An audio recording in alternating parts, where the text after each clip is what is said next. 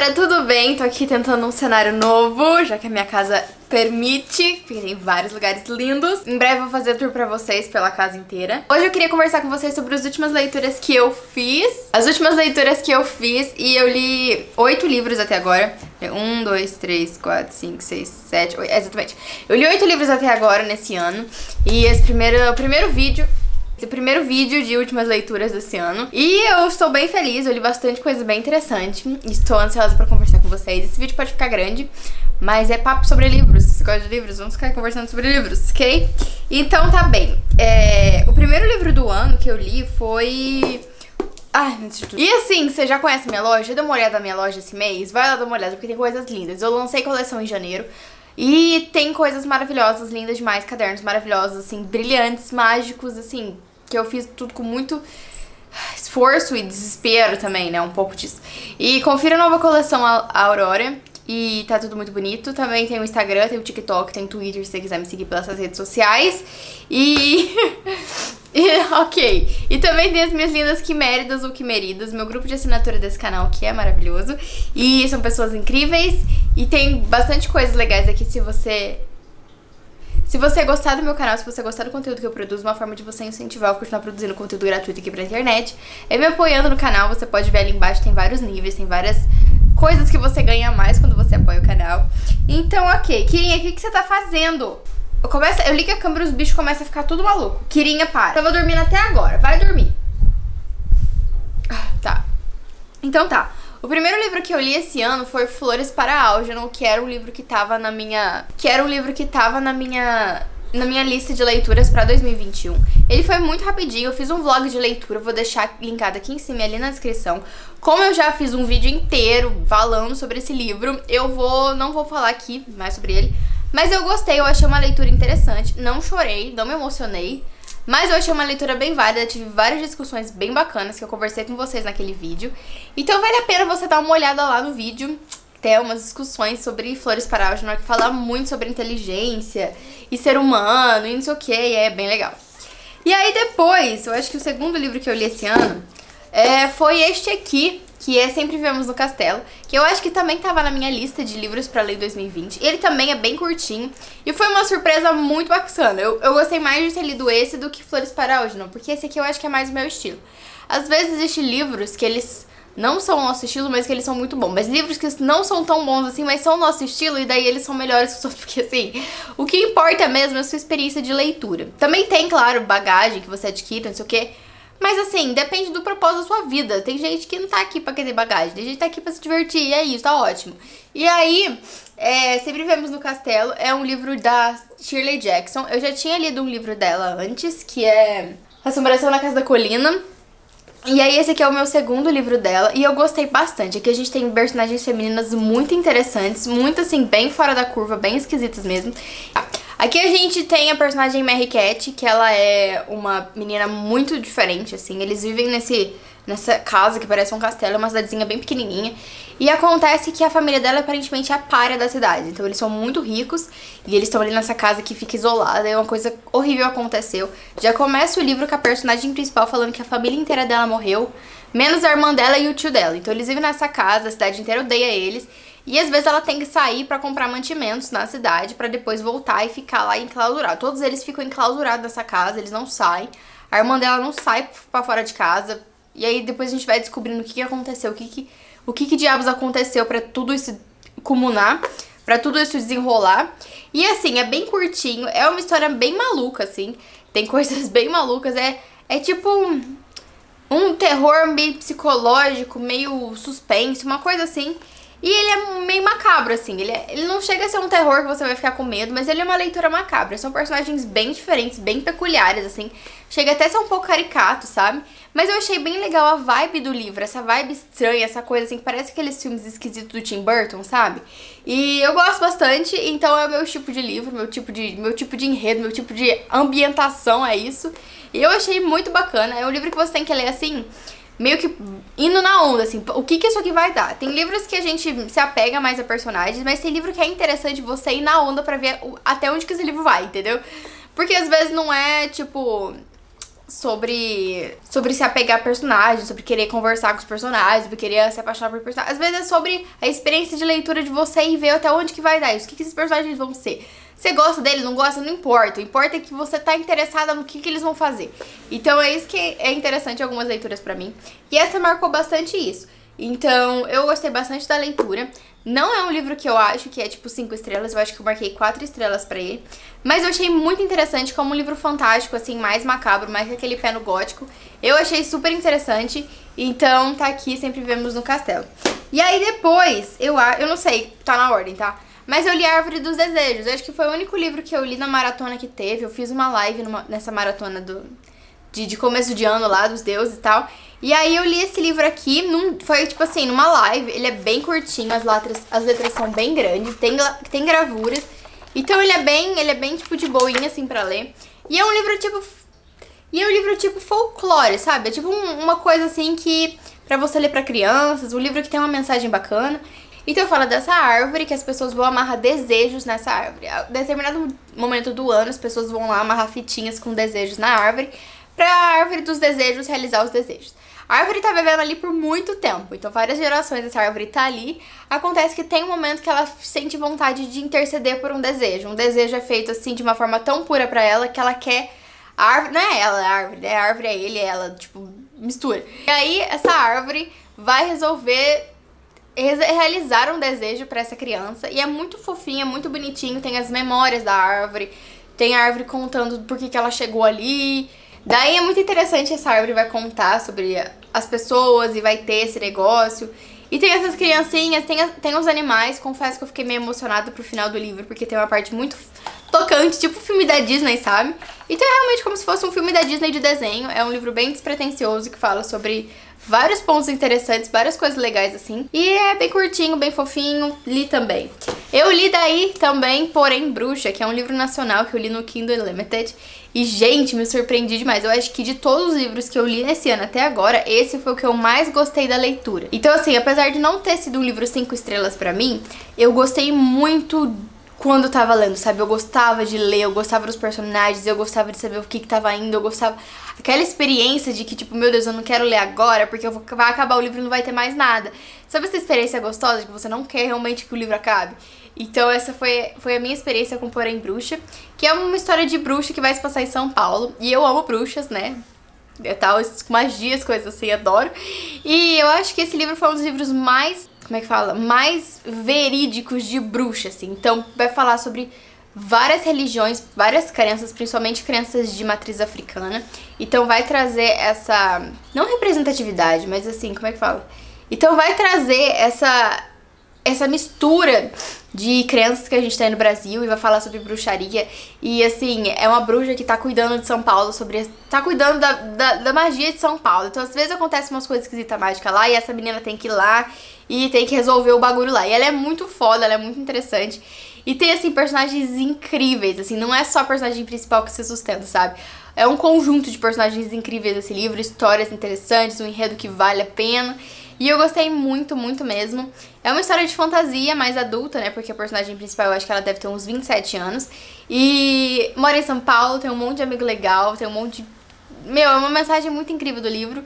E tem ali uma coisa que eu fiquei shipada nesse livro. Nossa, maravilhoso! E aí eu fiquei desesperada, eu fui falar com a escritora. E a escritora falou assim que tinha o spin-off do livro, que era alguns capítulos contados na versão do Corregedor, que é um personagem do livro. E eu fiquei alucinada.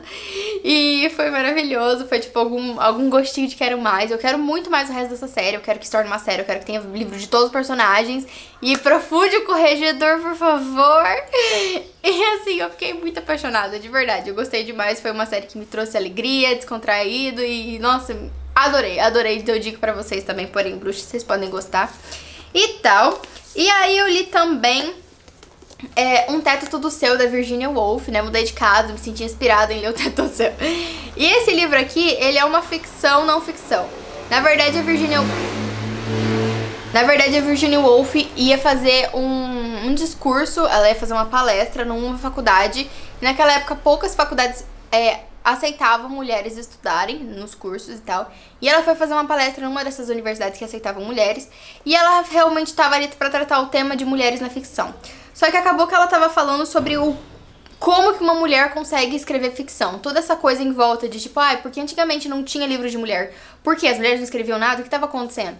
E daí ela vai realmente tratar sobre a independência feminina, que por muito tempo a mulher não podia realmente ter nada. Ela não tinha bens materiais, ela não tinha nada que era dela. Tudo tinha que ir a partir de uma figura masculina. Então era o pai, depois era uma esposa, depois era o filho, depois era qualquer pessoa. Sozinha a mulher não tinha realmente absolutamente voz nenhuma. E ela vai falar isso, sobre o que realmente um ser humano precisa pra escrever ficção, pra participar intelectualmente da sociedade, pra realmente acrescentar alguma coisa de intelecto, de coisa assim. E daí ela vai falar que realmente precisa de um teto todo seu, que precisa de um salário, precisa de independência, precisa de um teto todo seu, de uma casa só sua. E eu achei muito interessante. Esse livro foi escrito em 1920, aparentemente. Só que assim, é uma leitura que é feminista, fala sobre mulheres. Só que assim, eu li o livro e eu realmente tentei adaptar sobre hoje em dia, porque hoje em dia as mulheres avançaram bastante. Hoje eu tenho um teto, eu tenho uma casa que eu moro sozinha, eu tenho uma empresa, eu tenho contas no banco, eu tenho, tipo, coisas que eu consigo sozinha, que eu não preciso de homem nenhum pra assinar papel nenhum, porque eu sou dona de mim mesma, eu faço o que eu quiser, porque eu sou uma adulta, sou um ser humano adulto que tem independência. Hoje em dia, quem que não tem independência, sabe? Porque assim, a gente avançou, só que a gente não avançou tudo. Então existem minorias, existem pessoas que não conseguem ter um teto do seu. Tanto porque estão morrendo, porque as pessoas matam, porque a sociedade é extremamente cruel. Tanto por preconceito, tanto por realmente que a gente fala que os preconceitos... aqui eu senti bem isso, que tipo, o preconceito reforça as pessoas de minoria ficarem em situações que não receberem tanto dinheiro. Como é que fala? Gente, minhas palavras sumiram na minha cabeça, eu não consigo falar bonito. As pessoas que estão em minorias, as pessoas que são realmente marginalizadas pela sociedade, são as pessoas mais pobres, as pessoas que não conseguem contribuir porque realmente elas não têm nada. Como que você vai querer que existe, tipo, como que você vai esperar que tem que ter vários autores trans ou travestis pra realmente contribuir com a visão de mundo deles, sendo que o Brasil é o país que mais mata pessoas trans e travestis? Então, tipo assim, as contas não fecham, sabe? Então fala muito, então realmente eu retirei muito essa mensagem de que, tipo, as pessoas precisam do mínimo. E não dá pra você olhar pra ciência, olhar pro conhecimento, olhar pra literatura, olhar pra um estante e só ver homens e mulheres brancos, que é uma coisa também que, né, autocrítica pra mim também. E assim, todo mundo tem coisa pra agregar, todos os pontos de vista agregam. Então assim, a gente viver num mundo onde só tem homem e mulher branco cis é muito limitado, é muito retrógrado, sabe? A gente precisa de vários pontos de vista. E uma sociedade evoluída se faz com todos os pontos de vista. Então, pontos de vista de pessoas trans, pontos de vista de mulheres negras pobres, pontos de vista de homens negros. Então, assim, a gente tem isso que realmente eu adaptei o livro pra hoje em dia. Na época ela tava falando só de mulheres, mas hoje a gente pode falar, realmente colocar qualquer minoria aqui no lugar das mulheres, porque realmente fica aquela coisa, sabe? E a gente avançou bastante, mas quando a gente olha pra academia, quando a gente olha para os livros de ciência, quando a gente olha para existe realmente uma representatividade de todo mundo, de todos os tipos de pessoa? Sim, ou é tipo um padrão, né? É isso que é preocupante, isso que é meio complicado, porque no final é eles que vão continuar sendo eles e a roda vai girar e vai continuar sendo eles, entendeu? Não vai ter uma mudança efetiva na sociedade. E outra coisa, aí depois eu li o livro A Trança. Este livro aqui é da Letícia Columbani, que é um livro da uma escritora francesa. Ela é uma diretora de filme, eu acho. Ela vendeu muito esse livro. E esse livro é, tipo, bem curtinho. É realmente como se fosse um... Na verdade, como é que fala? É porque ele é muito pequeno, ele é muito rápido, ele é muito raso, assim. É um livro que vai falar sobre 3 mulheres. Uma vive na Índia, uma vive no Canadá e uma vive na Itália. Então essas 3 mulheres vão se encontrar... Não se encontrar fisicamente, mas as histórias delas vão se entrelaçar no finalzinho do livro. E assim, é um livro que fala sobre vários temas. Então a gente tem aqui, tipo, o tema da mulher que ela tá na Índia com a filha dela e ela é da casta mais inferior. Então assim, ela, na verdade, ela nem faz parte do sistema de casta, ela é tipo intocável. Então ela cata excrementos na rua, ela não tem o que fazer, ela não tem que morar, não recebe salário, ela tipo não é ninguém, assim, sabe? Ela é realmente o fim insalubre, assim, é ridículo, assim, sabe, a gente hoje, eu fico, meu, como assim? Como assim um ser humano desse não consegue ter um teto do céu, sabe? Não consegue ter nada, porque ela não recebe salário, porque ela não pode trabalhar, porque ela não pode ter... Ela come rato, sabe? É um negócio bem insalubre. A gente tem uma mulher do Canadá, que ela é uma advogada que trabalhou por muito tempo pra realmente fazer a sua carreira. Ela está no auge da carreira dela, ela quer se tornar sócia do time de advogados que ela faz parte. E aí acontece que ela descobre uma doença bem séria. E aí as coisas dela vai mudar tudo. E aí na Itália a gente tem uma menina que o pai dela faz... Que o pai dela tem um ateliê de cabelo, de... Como é que fala? De cabelo, faz peruca, coisa assim.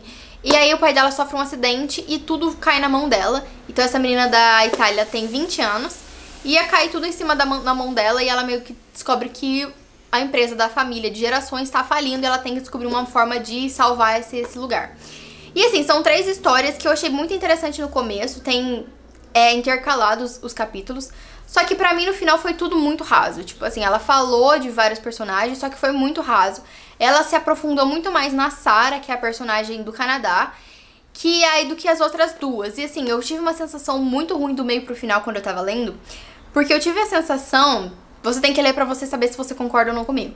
Mas eu tive a sensação de que a personagem da Índia trouxe a cota de desgraça pro livro. Então, ela era uma personagem que vivia no sofrimento, tava ali no livro inteiro, a história inteira, gente, se fudendo, que é uma coisa horrível. Tipo, várias partes insalubres mesmo. Pra no final, tipo assim, no final aconteceu uma coisa que eu falei na minha resenha do Scooby. Tá spoiler lá, vai lá ver, que eu não vou dar spoiler aqui. Mas eu achei que foi... E sabe assim, uma coisa de... Vamos realmente usar país de terceiro mundo pra gente daqui na Europa se enriquecer e ficar todo mundo feliz? Uhul! E eu não entendi, sabe? Pra mim, eu não entendo nada da cultura da Índia, eu não sei nada, absolutamente nada. Mas eu fico com medo de... Sabe aquele discurso da Chimamanda? Que ela falou assim, o perigo da história única, de quando você conhece um país só por uma história e você começa a achar que aquele país é realmente horrível, aquela coisa tudo, aquela cultura assim é muito ruim, que a gente é melhor que eles por causa dessas coisas. Eu fico sempre pensando nisso quando eu leio algum livro de uma autora dos Estados Unidos, de primeiro mundo, que vai falar sobre o terceiro mundo e trata o terceiro mundo realmente como se fosse a enorme desgraça do universo. E assim, entendo que, obviamente, não é a mil maravilhas, porque é terceiro mundo, né? País globalizado, capitalismo, etc. Eu fico com medo, porque do mesmo jeito que eu não gostaria que, por exemplo, uma autora dos Estados Unidos queresse escrever uma história sobre o Brasil e tratasse o Brasil como se fosse uma enorme favela e que todo mundo morre de bala perdida, que assim, existem as partes violentas, existem as partes que realmente precisam ser mudadas, mas a cultura total, o país inteiro não é só isso. E eu fiquei com essa sensação ruim de que só tinha desgraça, só tinha coisa ruim, e ali a personagem da Índia era realmente que ia falar sobre a desgraça de tudo, porque era tudo horrível e as pessoas não tinham nem ética mínima, porque era tudo muito ruim. E assim, o livro vai tentar tratar uma mensagem de esperança, uma coisa dessa, e pode ser que você goste, etc. Pra mim não colou, eu não consegui... Depois, no meio pro final, eu não consegui realmente, eu achei realmente mal abordado, assim, eu achei que foi muito raso pra eu realmente criar profundidade, pra eu realmente entender que, essa personagem da Índia sofreu um monte de bosta, mas beleza, vai, etc. Pra mim, eu fiquei só, meu Deus, eu não gostei desse livro, dei 2 estrelas pra ele, e eu fiquei, meu Jesus, será que eu tô maluca? Daí eu vi gente do Goodreads que também deu nota baixa também pra ele, por causa desses pontos que eu falei. Não me sinto confortável quando colocar na mesma balança de busca pela esperança e liberdade, porque, tipo, a liberdade de uma mulher do Canadá é completamente diferente da liberdade de uma mulher que realmente vive numa casa catando excrementos humanos e come rato na Índia, sabe? Então, daí fica esse negócio bem confuso. E eu não sei, eu fiquei meio assim... Mas, sei lá, você tem que ler pra tirar suas próprias conclusões. E, assim, são as minhas impressões desse livro. Foi isso que eu senti. Não vou mentir pra vocês só porque eu recebi o livro da editora. Depois, eu li um livro de suspense. Eu li um thriller psicológico que se chama Antes de Você Dormir. Foi o último que eu li. Tava no Kindle Unlimited e eu comecei a ler, gostei da sinopse e foi. E é um livro que eu acho que tem um filme com a Nicole Kidman, mas eu não assisti o filme, não vou assistir o filme. Mas o livro fala sobre uma mulher que tem amnésia. Sabe aquele livro Como Se Fosse a Primeira Vez? Então, é uma mulher que quando ela dorme, ela esquece tudo da vida dela. E quando ela tinha mais ou menos uns 29 anos, ela sofreu um acidente e a mente dela meio que apagou. E às vezes ela acorda, ela acha que ela é criança, às vezes ela acorda, ela acha que ela tem 20 anos. Só que ela olha no espelho, ela tem 47. Então se passou muito tempo, a mente dela tem esses blackouts. E aí ela tem um marido dela que ela fica dependente desse marido e depois de um médico pra contar pra ela o que acontece.